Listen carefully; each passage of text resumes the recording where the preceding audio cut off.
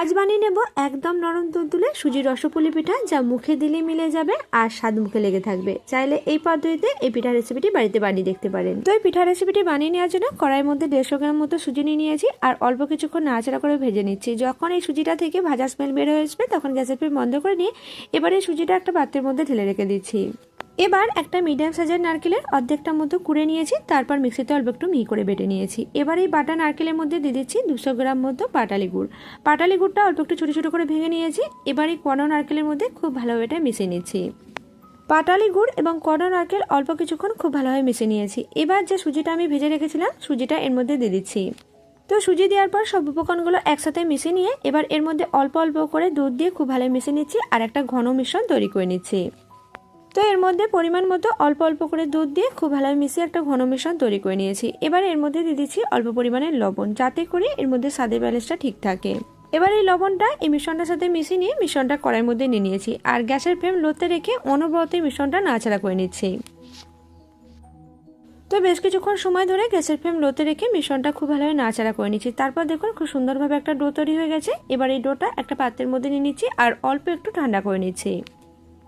তো এই ডোটা অল্প একটু ঠান্ডা হয়ে যাওয়ার পর এখান থেকে অল্প অল্প করে নিয়ে খুব ভালোভাবে গোল করে পাকিয়ে নিচ্ছি আর এইগুলো একটু ছোট করে তৈরি করে নিচ্ছি। এগুলো ছোট করে তৈরি করে নিলে খেতেও বেশ ভালো লাগে।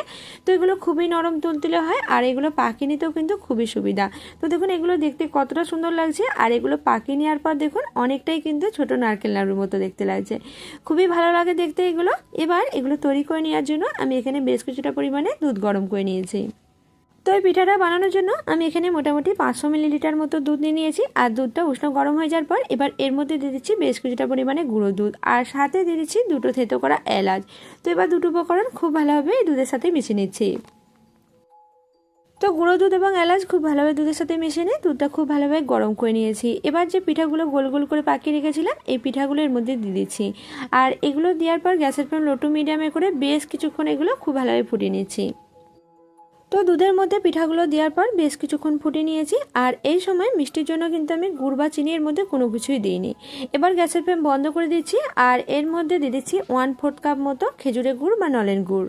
তো গ্যাসের ফ্লেম বন্ধ করার পর পরিমাণ মতো নলেন গুড় এর মধ্যে দিয়ে দিচ্ছি আর এবার এই নলেন গুড়টা খুব ভালোভাবে পিঠার সাথে মিশিয়ে নিচ্ছি। আর এই নলেন গুড়টা দেওয়ার আগে এভাবেই কিন্তু গ্যাসের ফ্লেম বন্ধ করে দিতে হবে, নাহলে অনেক সময় দুধটা কেটে যেতে পারে। তো বেশ কিছুটা পরিমাণে নলেন গুড় দিয়ে খুব ভালোভাবে মিশিয়ে নিয়েছি। তারপর দেখুন এই পিঠাগুলো দেখতে কতটা সুন্দর লাগছে, কতটা লোভনীয়। তো শীতের সন্ধ্যায় এরকম গরম গরম যদি রসপুলি পিঠা এক বাটি থাকে তাহলে তার কথাই হবে না।